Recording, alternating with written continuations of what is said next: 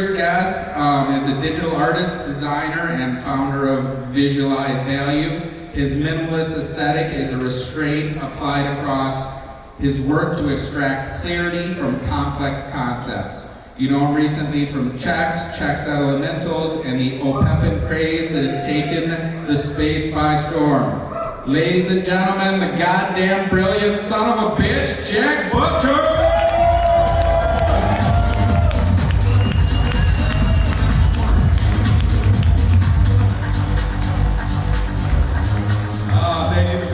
Thank you. Does the mic work? Hello. How we doing? Okay, let's get just right into it. We've got a bunch of amazing ChatGPT questions here that we've generated. Some of them are real. Some of them we wrote. I would say 30%. That's I would say that's pretty good. So, can you describe the story behind your first CryptoPunks purchase? How did you learn of the project? So, I think March of 2021, when I was first got involved in this space, minted the first piece of my work, and then on Twitter at the time, all of the smartest commentary I was reading around NFTs, Ethereum, crypto art were these same language of avatars. I was like, what is this thing? Dove into that. And then from the minute I figured out what it was, wanted one, and was fortunate enough to raise the funds through selling some artwork of my own, and then in June, I think, of that year, bought my first punk. That's awesome. So were you involved with the blockchain before that, or was this one of the first projects that you saw when sort of like coming to the space? So someone told me in late, or maybe mid 2020, about OpenSea was my first interaction with the space in general, and I looked at it and I didn't quite grok how that had any relationship to what I was doing at the time, where I was just posting art on Instagram and Twitter, and it wasn't until I was shown Foundation, remember the one-on-one platform, that like really clicked. Okay, this is a properly digitally native auction house, and yeah, from that point forward, I think just epiphany after epiphany, just occurring one platform at a time, Foundation being the first for me.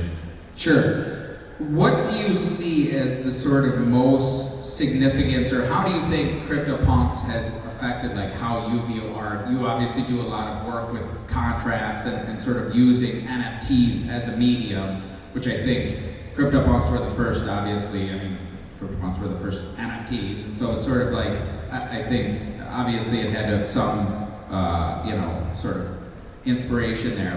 Where do you think that kind of hit, or where do you see that? So, the idea of Ethereum or blockchain as a canvas, and I know my co-conspirator Jalil here will probably give a better answer to this, but the self-contained nature of the contract, so this idea that you can generate these 10,000 unique avatars, you can build a marketplace into that contract, and there's what, 200 and, you got the, how many? Around 200 lines of code to generate this entire ecosystem and then seed this incredible culture and community that brings all these people here today. Like, the wildest thing about coming to these events is people tap you on the shoulder and say, oh, we've been talking to each other for 2 years, or we were like in that, we were on Twitter the day that thing happened, and the ability for these 24 by 24 pixels to broadcast a set of values, and somebody is representing themselves that way on the internet. I probably have something in common with them. It's probably something that we can talk about, build together, and I've met a bunch of people in this room through that exact same thing. Sure. How has, with like OPEPin, obviously is a sort of PFP art project, but it's still sort of trying to, in some ways, take that idea of like identity. How has that sort of project been affected by kind of like CryptoPunks and this idea of like identity?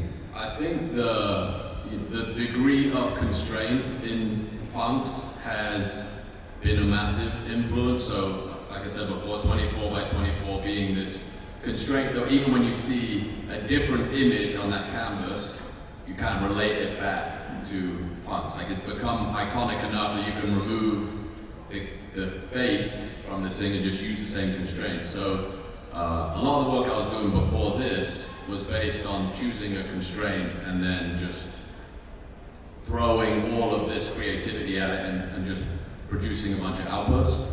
And I think the derivative explosion from punks was also a huge inspiration for the years that I've been paying attention. Is this thing clearly resonates beyond the 10,000 pieces that have been collected. There's this like signal amplification happening where people want to build on top of this thing, and in designing the constraints for a Pepin, wanted to get as close to that like organic culture as we could, and I think providing those constraints can do that. What do you think makes that sort of like organic culture? What do you think kind of makes it more likely that something is going to be seen in this way and people want to do sort of like derivatives and sort of like engage and sort of like carry forward the brand like that?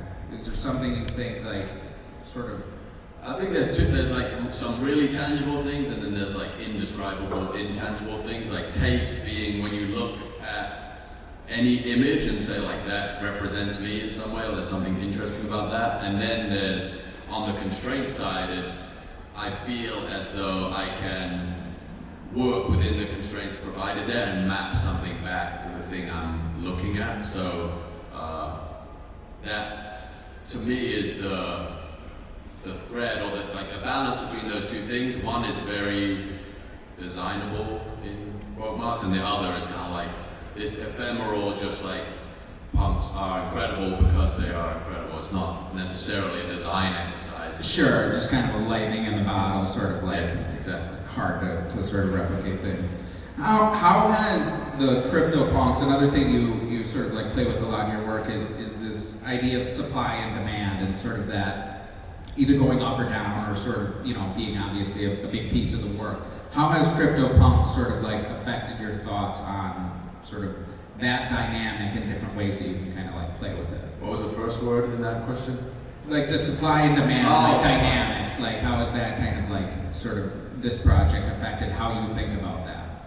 I mean, it's fascinating. The first time I looked at the Punks website, the marketplace, it's like, what the my mother-in-law was staying with us when I bought the first Punk. Was she like, what the fuck are you doing? What are you doing?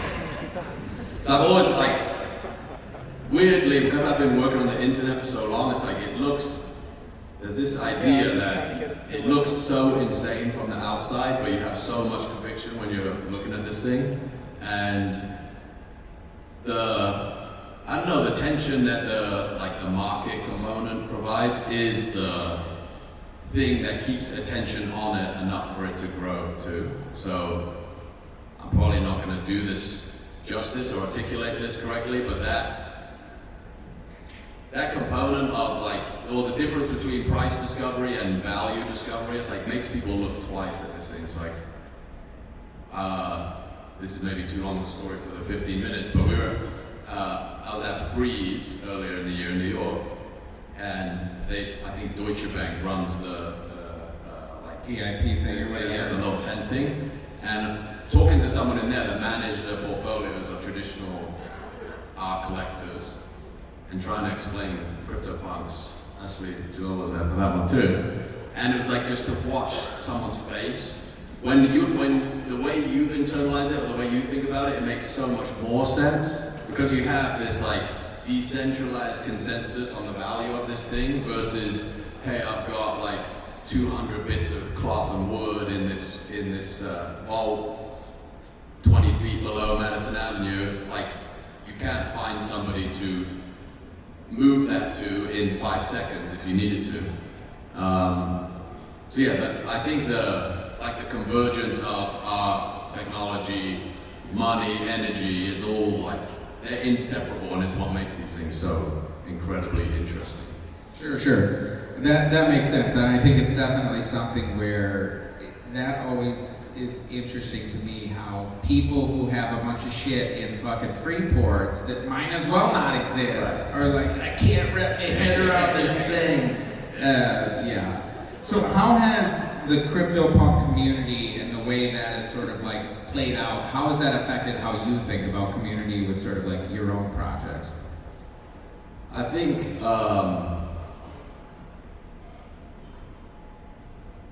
the idea that the other lightning in the bottle component, I think, is the name of CryptoPunks, not to, downplay any other aspect of the project, but you just landed at the right time with this like incredible encapsulation of, this avatar represents a like grind against the status quo and this new financial system. So in anything we design, you try and take inspiration from that too. It's like, how can you play with language and symbols and repetition to, culture is like accretive in that way, right? It's like provenance accumulates with every single different repetition, and the PFP as a medium is like all those clever opinions that I was reading 2 years ago with a CryptoPunk avatar next to them were like adding to the, excuse the term, brand of CryptoPunks, or the value or the collective appreciation. And that idea of, if you can create a symbol that is associated with a worldview that is being articulated over and over and over again by people who meet each other, and you have this positive sum outcome. So it's like, I'm sure there's people in this room that have met through the punk avatar that 1 + 1 = 55. It's like, these two people have had these completely different life experiences, but have converged on this symbol, this community. They come together, they build something else even greater than the two of them could have possibly imagined separately. 100%. Yeah, I think it's definitely, having those sort of connections, I think really adds a lot of value to the sort of network in the long term.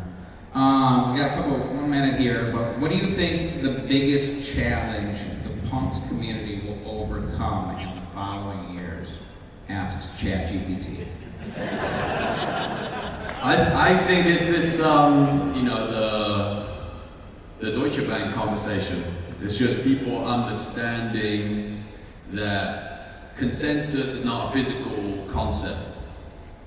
And this will be the best example of people eventually coming around to that. How do you think we show that consensus? Because we all understand that consensus. Like, the people here understand that, like, it's the exact same for the rest of the art world. Like, there's only, even the top people, Jeff Koons, there's not billions of people who believe Jeff Koons shit has value. There's a tiny amount of people who believe that. And everybody else believes it because those tiny amount of people believe it. Yeah, well, I think they're supposed to believe it, right? How do we get people to get that here? Well, I don't think you need to convince anybody. I think it just happens. Times, yeah. It just happens. It's like there's an intrinsic truth to it that, like, when you experience it for the first time, I had no idea I was interested in this until I came across it, having had all these different experiences, and it's like, the finding out Santa Claus isn't real, you don't wake up the next day and go, maybe.